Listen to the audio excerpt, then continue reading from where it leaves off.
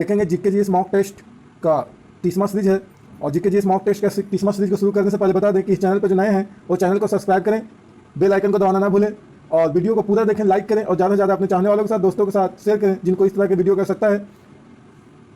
चलिए शुरू करते हैं। GK GS mock test series 30 का पहला प्रश्न कौन सा है? आपके स्क्रीन पर दिख रहा होगा। मानव के हृदय में कुल कितने चैम्बर होते हैं? मानव के हृदय में कुल कितने चैम्बर होते हैं? सही जवाब होगा ऑप्शन सी 4। मानव के हृदय में 4 चैम्बर होते हैं। और जितने भी आपका मैमेलिया वर्ग के जंतु हैं, मैमेलिया यानी दूध और बच्चा देने वाला स्तनपायी जंतु, उसमें लगभग हृदय में आपका 4 चैम्बर ही होता है। पक्षियों में बात करें तो जितना पक्षियां हैं वो पक्षियों में भी आपका 4 चैम्बर होता है। तो मैमेलिया वर्ग के जंतु में पक्षियों में 4 चैम्बर होता है। और बातें करें सरीसृप का, तो सरीसृप में आपका 3 चैम्बर होता है, लेकिन एक आपका मात्र मगरमच्छ है। सरीसृप में 3 चैम्बर होता है, लेकिन एक मात्र मगरमच्छ जो है इसमें आपका 4 चैम्बर होता है। तो मगरमच्छ में 4 चैम्बर होता है, लेकिन बाकी सरीसृप में, सांप, कछुआ वगैरह में 3 ही चैम्बर होते हैं। मनुष्य में आपका 4 चैम्बर है, स्तनपायियों में 4 चैम्बर, फिर आपका पक्षियों में 4 चैम्बर है। कॉकरोच की बातें करें तो कॉकरोच यानी तिलचट्टा, इसमें आपका 13 चैम्बर होता है हृदय का। हृदय में टोटल 13 चैम्बर यानी 13 कक्ष होता है। चैम्बर को कक्ष भी कहते हैं, कक्ष या चैम्बर। मछली की बात करें तो मछली में आपका 2 चैम्बर होता है। मछली के हृदय में 2 चैम्बर, कॉकरोच में 13 चैम्बर। अगर मधुमक्खी की बात करें, मधुमक्खी के हृदय में आपका 5 चैम्बर होता है। तो मधुमक्खी के हृदय में 5 चैम्बर यानी 5 कोष्ठक होता है, 5 कोष्ठ होता है। मछलियों में आपका 2 होता है, शार्क में भी आपका 2 होगा। और जितने भी आपका सरीसृप है रेंगने वाला, उसमें 3 होता है, लेकिन मगरमच्छ में आपका 4 होता है। स्तनपायियों में, मनुष्य में आपका 4 होता है। चलिए नेक्स्ट प्रश्न नंबर 2 देखेंगे। मैला आंचल के रचनाकार कौन है? मैला आंचल के रचनाकार,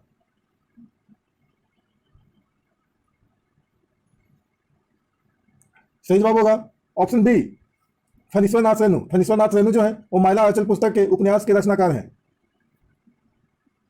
एक बात और बता दें हृदय के चैम्बर के बारे में, तो मनुष्य के हृदय इस प्रकार से मानते हैं कि आपका हृदय है, ऊपरी भाग अधिक चौड़ा होता है, निचला भाग है ना संकरा होता है। ये आपका 4 भागों में बटा होता है।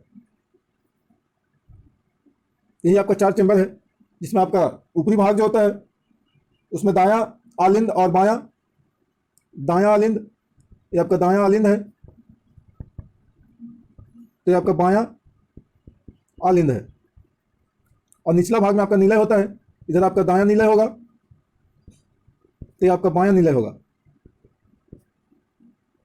यही आपका चैम्बर होता है हृदय में, जिसको कक्ष भी कहा जाता है। चलिए प्रश्न नंबर 3 देखते हैं। कागज का आविष्कार हुआ? सही जवाब होगा ऑप्शन बी चीन में। कागज का आविष्कार चीन में हुआ है। प्रश्न नंबर 4, समस्थानिक गुण पाए जाते हैं? सही जवाब होगा ऑप्शन सी परमाणु में। परमाणु में समस्थानिक गुण पाया जाता है। बता दें कि समान परमाणु क्रमांक लेकिन भिन्न भिन्न परमाणु द्रव्यमान के परमाणुओं को समस्थानिक कहा जाता है। अन्य तत्व के परमाणु जिसके परमाणु क्रमांक समान हो, परमाणु संख्या कहें या क्रमांक, परमाणु संख्या समान होगा। और जब परमाणु संख्या समान है तो एक जो आपका परमाणु द्रव्यमान होता है, परमाणु द्रव्यमान ये आपका अलग अलग होगा, भिन्न भिन्न होगा, तो उसे हम समस्थानिक कहेंगे। लेकिन यही अगर इसका उल्टा हो जाता है ना, परमाणु द्रव्यमान समान कर देता और परमाणु संख्या आपका भिन्न भिन्न करता, तो इसमें संभारिक हो जाता है ना। द्रव्यमान जिसको बोलते हैं मास,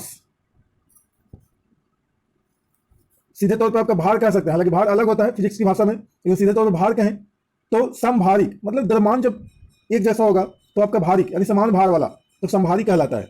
लेकिन परमाणु संख्या अलग अलग होगा तो समभारिक कहलाएगा। लेकिन परमाणु संख्या ही आपका एक जैसा होगा और परमाणु द्रव्यमान अलग अलग होगा, तो संख्या एक जैसा है तो समस्थानिक होगा, यानी संख्या एक ही है, सबका एक ही स्थान है, तो ऐसी स्थिति में उसको समस्थानिक कहेंगे। यानी द्रव्यमान या भार आपका समान होगा तो संभारिक, यानी भार आ रहा है दोनों में, संभारिक में ही भार आ रहा है। और इसमें बताया जा रहा है कि द्रव्यमान या भार समान होगा, तो एक जब समान होगा दूसरा अलग अलग होगा, भिन्न भिन्न होगा। जब परमाणु संख्या समान होगा तो समस्थानिक कहलाएगा। और समस्थानिक को बता दें, समस्थानिक को आइसोटोप भी कहते हैं। इसे आइसोटोप कह सकते हैं, आइसोटोप कहा जाता है, इंग्लिश नाम है, लेकिन हिंदी में आपका पूछ दिया जाता है, ऑप्शन दे दिया जाता है एग्जाम में, तो आइसोटोप इसे कह सकते हैं समस्थानिक को। और संभारिक जब होगा तो उसको आइसोबार भी कहेंगे। आइसोबार, आइसोबार भी कह सकते हैं संभारिक को। चलिए देखते हैं नेक्स्ट। प्रश्न नंबर 5 है, लाल रुधिर कणिकाएं को बनाती है। सही जवाब होगा ऑप्शन बी, अस्थिमज्जा। लाल रुधिर कणिकाएं यानी RBC, RBC red blood corpuscles, red blood cells यानी आरबीसी अस्थिमज्जा बनाती है, यानी अस्थिमज्जा में बोन मैरो में बनाया जाता है, यानी बनता है। आरबीसी का निर्माण बोन मैरो में होता है, बोन मैरो यानी अस्थिमज्जा। और ये आपका हड्डियों के बीच में होता है, जो खोखली हड्डियां होती है ना, उन हड्डियों के बीच में आपका बोन मैरो यानी अस्थिमज्जा होता है, जिसमें आपका आरबीसी यानी लाल रुधिर कणिकाएं का निर्माण होती है। और आरबीसी को इरिथ्रोसाइट भी कहा जाता है, इरिथ्रोसाइट। कमेंट करके कमेंट बॉक्स में बताएं डब्ल्यूबीसी का अन्य नाम क्या है। प्रश्न नंबर 6, मानव शरीर के हृदय में समान रक्त दाब होता है। सही जवाब होगा ऑप्शन बी, 120/80। प्रश्न नंबर 7, बिहू का संबंध किस राज्य से है। सही जवाब होगा ऑप्शन ए, असम। बिहू त्योहार जो है असम में मनाया जाता है। और अगर पोंगल पूछेगा तो तमिलनाडु बताएंगे, पोंगल तमिलनाडु, तमिलनाडु में पोंगल और बिहू असम। प्रश्न नंबर 8, रानी लक्ष्मीबाई के बचपन का नाम क्या था।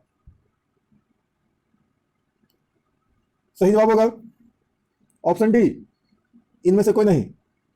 रानी लक्ष्मीबाई का बचपन का नाम मनु था, जो ऑप्शन में आपका दिया हुआ नहीं है, मनु। और ये 1857 के जो विद्रोह हुआ था, इस विद्रोह तमिलनाडु, तमिलनाडु में पोंगल और बिहू असम। प्रश्न नंबर 8, रानी लक्ष्मीबाई के बचपन का नाम क्या था। सही जवाब होगा ऑप्शन डी, इनमें से कोई नहीं। रानी लक्ष्मीबाई का बचपन का नाम मनु था, जो ऑप्शन में आपका दिया हुआ नहीं है, मनु। और ये 1857 के जो विद्रोह हुआ था, इस विद्रोह में तात्या टोपे के सहयोग से झांसी में अंग्रेजों को नाको चना चबवाई थी, और अंग्रेजों को नाको दम कर दी थी रानी लक्ष्मीबाई 1857 के विद्रोह में तात्या टोपे के सहयोग से। और बता दें कि 17 जून 1858 को सैनिक वेश में वीरतापूर्वक संघर्ष करते हुई है ना वीर गति प्राप्त हो गई थी, यानी कि इनका मृत्यु जो है रानी लक्ष्मीबाई का वो 17 जून 1858 को हो गया। नेक्स्ट प्रश्न नंबर 9, वर्तमान में भारत में राष्ट्रीयकृत बैंकों की संख्या कितनी है।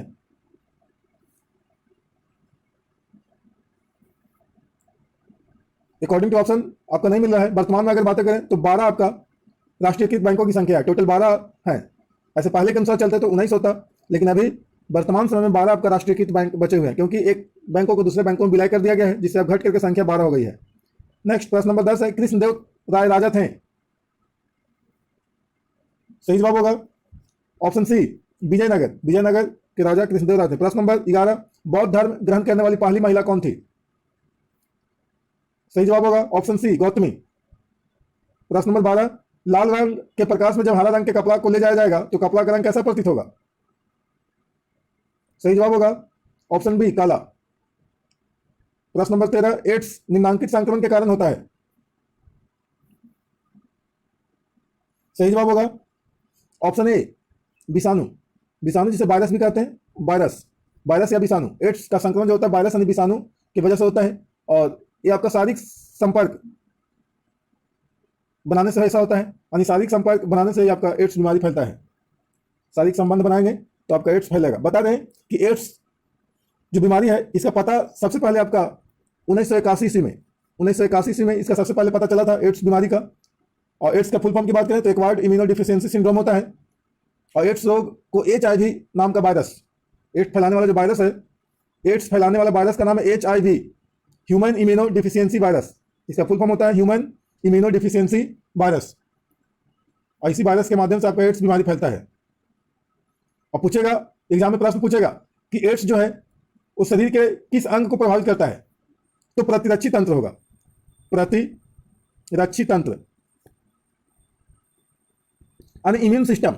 अभी कोरोना काल में आप लोग सुने होंगे कि है ना, इम्यून सिस्टम जो है, इम्यूनिटी पावर जो है अच्छा रहेगा तो आप कोरोना से बहुत अच्छे से लड़ पाएंगे, कोरोना आपको नहीं हरा पाएगा। लेकिन जिसका इम्यूनिटी पावर जो है वो कमजोर होता है तो कोरोना उसको हरा देता है। तो इसीलिए जो आपका एड्स बीमारी है इसमें भी आपका इम्यून सिस्टम का ही वर्क है, इम्यून सिस्टम को ही आपका प्रभावित कर देता है, यानी इम्यूनिटी पावर को कमजोर कर देता है। प्रश्न नंबर 14, एंथ्रैक्स निम्नांकित में पाया जाता है। सही जवाब होगा ऑप्शन सी, भैंस एवं भेड़ में। एंथ्रैक्स जो है भैंस और भेड़ में ज़्यादातर आपका बीमारी होता है। प्रश्न नंबर 15, निम्नलिखित में से कौन सी एक नकदी फसल है? सही जवाब होगा ऑप्शन ए मूंगफली। मूंगफली जो है एक नकदी फसल है।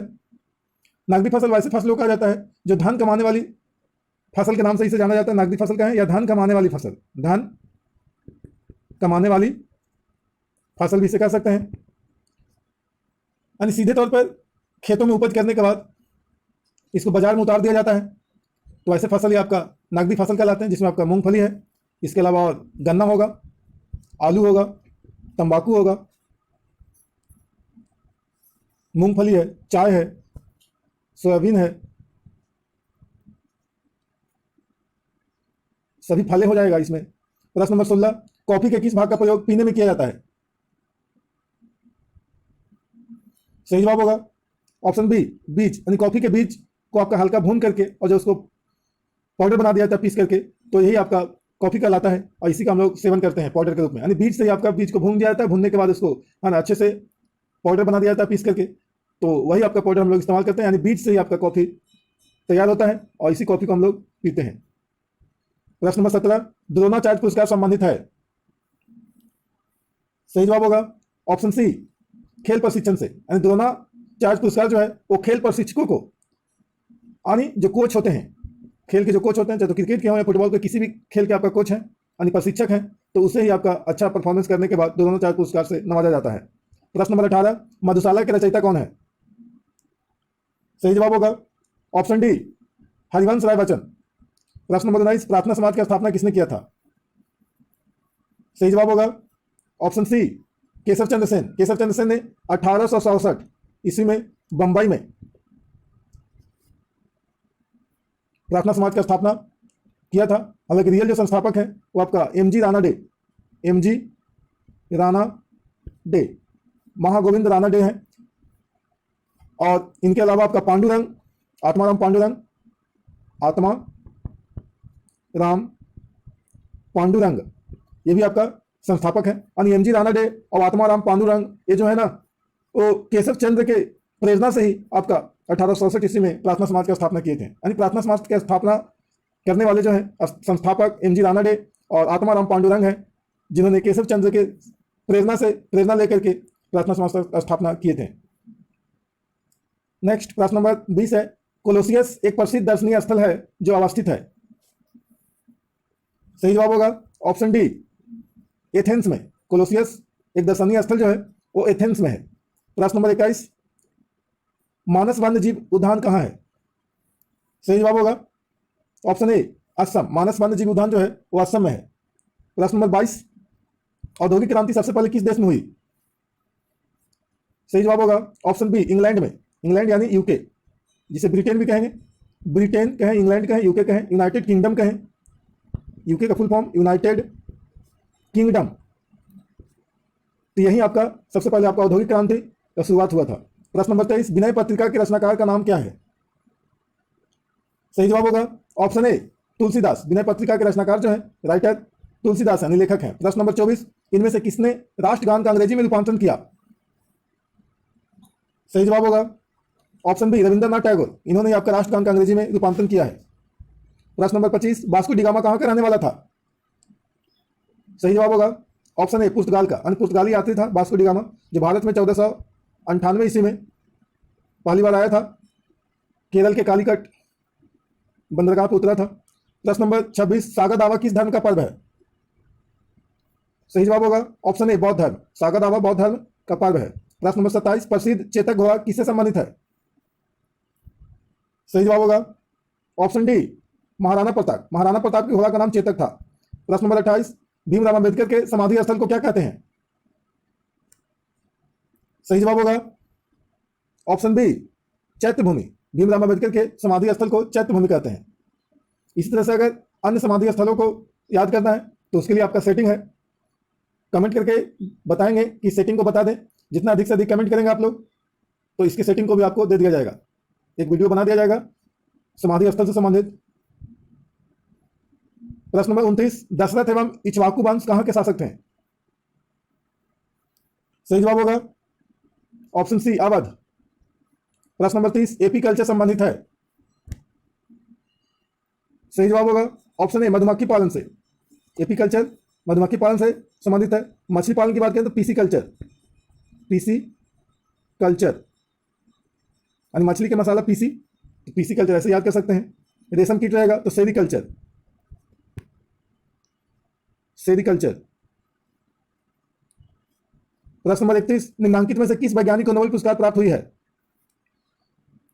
सही जवाब होगा ऑप्शन बी हरगोविंद खुराना को। हरगोविंद खुराना को चिकित्सा के क्षेत्र में, चिकित्सा तथा शरीर विज्ञान, चिकित्सा तथा शरीर विज्ञान के क्षेत्र में आपका नोबेल पुरस्कार 1968 ईस्वी में दिया गया है।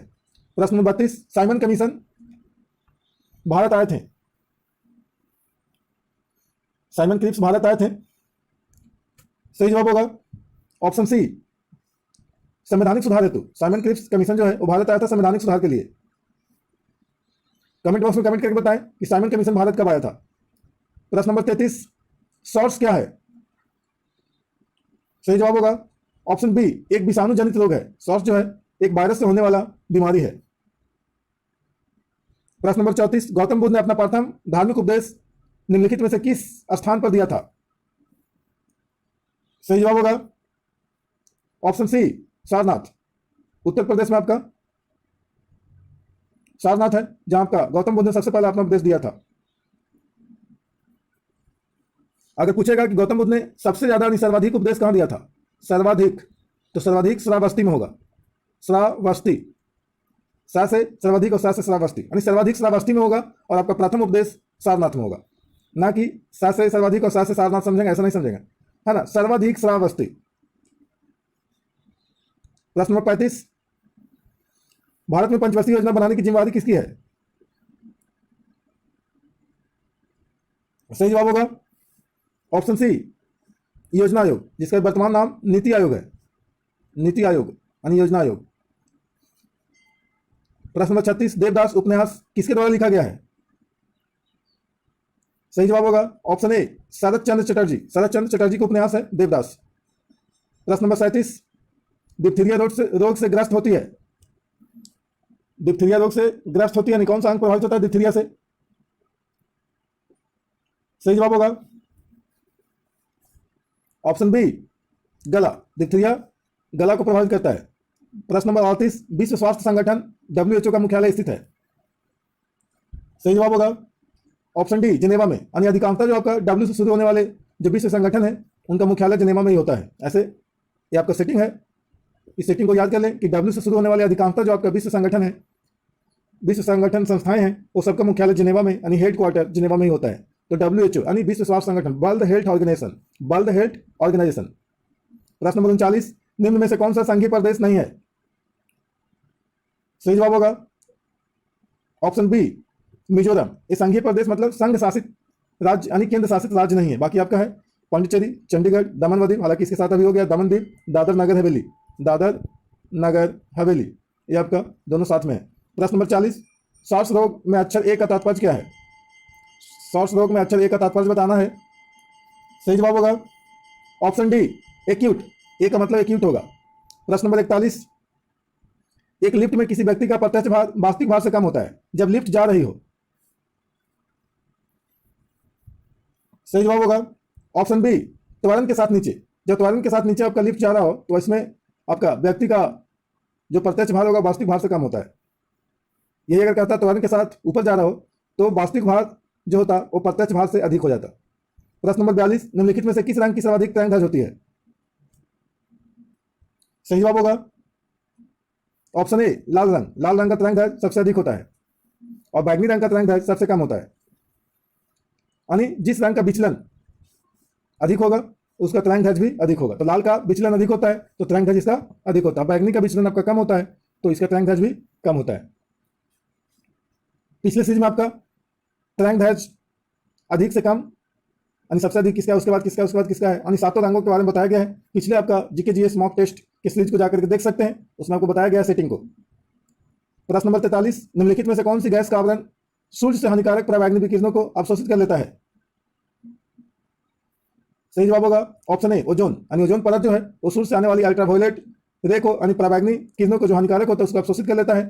अगर नहीं अवशोषित करे तो सूर्य से आने वाली पराबैंगनी किरणों से आपका जीव जंतुओं में त्वचा कैंसर हो जाएगा, यानी घातक बीमारी हो जाएगा, जिससे आपका जीव जंतु मनुष्य का मृत्यु हो जाएगा। प्रश्न नंबर 44, सामान्यतः कुंजी का प्रयोग दो पुर्जों के बीच किस गति को रोकने के लिए किया जाता है? सही जवाब होगा ऑप्शन सी, घूर्णन। जैसे आपका धुरी है और इस धुरी में एक आपका लगा हुआ है पहिया, तो इसमें इस धुरी में पहिया जब लगाया जाता है तो उसमें एक कुंजी होता है, इस प्रकार से कुंजी लगा होता है, या फिर गोल रहेगा तो उसमें एक आपका बोल्ट कसाएगा, वही बोल्ट आपका कुंजी होता है। इस प्रकार से खड़ा बोल्ट आपका कसाएगा, या इस प्रकार से ऐसा रहेगा कील के टाइप का, उसमें ऐसे ठोक दिया जाएगा, तो आपस में क्या होता है, यानी जो आपका धुरी है और जो पहिया है वो दोनों आपस में जकड़ा जाता है, यानी कसा जाता है, यानी कि पहिया धुरी में पूरी तरीके से बंधा रहता है, जिससे दोनों नहीं घूम पाता है, कोई एक घूमता है। अगर दोनों घूमेगा तो आपका काम नहीं हो पाएगा, इसलिए आपका कुंजी यानी की का प्रयोग किया जाता है दो पुर्जों के बीच। तो एक पुर्जा आपका धुरी हो गया और दूसरा पुर्जा आपका क्या हुआ, एक पहिया हुआ, यानी पहिया और धुरी दो पुर्जा है, इन दोनों के बीच की गति को रोकने के लिए, यानी दोनों के बीच में गति नहीं होना चाहिए, किसी एक के बीच में गति होना चाहिए, इसीलिए कुंजी का प्रयोग किया जाता है। प्रश्न नंबर 45, मायोपिक आंख किसके प्रयोग द्वारा ठीक की जा सकती है? यानी मायोपिया। सही जवाब होगा ऑप्शन ए, आपतल लेंस के द्वारा मायोपिक आंख, यानी मायोपिक किसे कहा जाएगा, यानी जो निकट दृष्टि दोष होगा, निकट दृष्टि दोष को ही आपका मायोपिक आंख कहा जाता है, यानी मायोपिया निकट दृष्टि दोष को कहा जाता है। तो तीन अक्षर का आपका दोष है निकट, है ना, तो इसमें 4 अक्षर के लेंस का प्रयोग करेंगे, और जो आपका 3 अक्षर वाला लेंस है इसको 2 अक्षर वाले दोष में, 2 अक्षर का दोष होगा दूर दृष्टि दोष, 2 अक्षर का दोष है, तो 2 अक्षर का दोष में आपका 3 अक्षर वाला लेंस यानी उत्तल का प्रयोग करेंगे, और आपका 4 अक्षर का लेंस है तो 3 अक्षर वाला जो आपका दोष है निकट दोष, इसमें प्रयोग करेंगे। तो निकट दृष्टि दोष कहा किसे जाता है, तो मायोपिया, निकट दृष्टि दोष को मायोपिया भी कहा जाता है, यानी मायोपिक आंख में आपतल लेंस का प्रयोग होगा। प्रश्न नंबर 46, किसी कागज के सीट पर स्याही के निशान के ऊपर आयताकार 12 सेंटीमीटर मोटे कागज के एक टुकड़े को रखा जाता है, स्याही का निशान कितना ऊपर उठा हुआ दिखाई देगा? सही जवाब होगा ऑप्शन डी, 4 सेंटीमीटर। प्रश्न नंबर 47, निम्नलिखित में कौन सा परिवर्तन रासायनिक नहीं है? सही जवाब होगा ऑप्शन बी, पानी का भाप में बदलना, यह रासायनिक परिवर्तन नहीं है। रासायनिक परिवर्तन दूध से दही बनना है, कोयले को जलना है, लोहे में जंग लगना है, यानी एक बार जो परिवर्तन होता है तो दोबारा फिर उस रूप में नहीं आ सकता है, तो ऐसा परिवर्तन ही आपका रासायनिक परिवर्तन होता है। तो पानी से जब भाप बदलेगा तो भाप से फिर तो पानी बदल जाएगा, इसलिए आपका ये रासायनिक परिवर्तन नहीं है, ये आपका भौतिक परिवर्तन है। भौतिक परिवर्तन सबसे आसान तरीका वही है पहचानने का कि एक बार कन्वर्ट करें और दोबारा फिर से उसी में आपका ला दे सके, जिससे मूल पदार्थ से परिवर्तन किया गया था, अगर परिवर्तित पदार्थ को फिर से उसी मूल पदार्थ में ला दिया जाए, जैसा कि आपका भाप से आपका फिर पानी में ला दिया जाएगा, पानी से भाप में गर्म करके बदल दिया जाएगा, तो यह अवस्था ही आपका भौतिक परिवर्तन कहलाएगा। और जब एक अवस्था से दूसरी अवस्था में परिवर्तन होने के बाद फिर उसी मूल अवस्था में नहीं आ सकता है, तो समझिए वो आपका रासायनिक परिवर्तन है।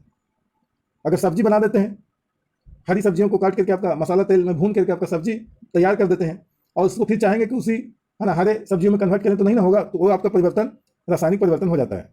प्रश्न नंबर 48, किसी तत्व के परमाणु में 10 इलेक्ट्रॉन, 10 प्रोटॉन और 12 न्यूट्रॉन है, तो उस तत्व का परमाणुक भार कितना होगा?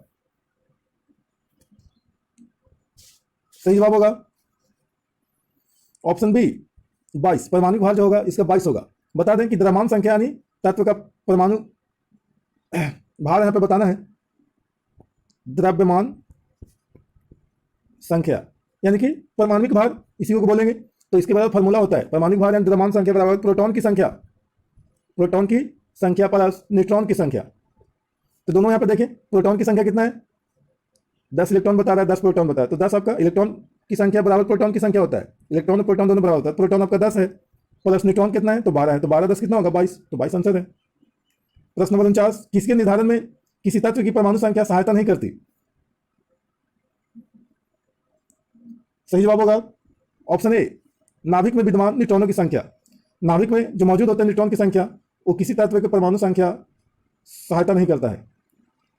यानी नाभिक में विद्यमान न्यूट्रॉनों की संख्या को निर्धारित करना, तय करना है कितना न्यूट्रॉन की संख्या है, तो उस तत्व के परमाणु संख्या से उसका कोई लेना देना नहीं है, क्योंकि परमाणु संख्या इलेक्ट्रॉन की संख्या जो होता है प्रोटॉन की संख्या के बराबर होता है, ना कि आपका न्यूट्रॉन का, इसलिए सहायता नहीं करता है। प्रश्न नंबर 50, किसी तत्व के परमाणु भार को किसमें व्यक्त किया जाता है? सही जवाब होगा ऑप्शन डी, एम यानी AMU में आपका किसी तत्व के परमाणु भार को व्यक्त किया जाता है।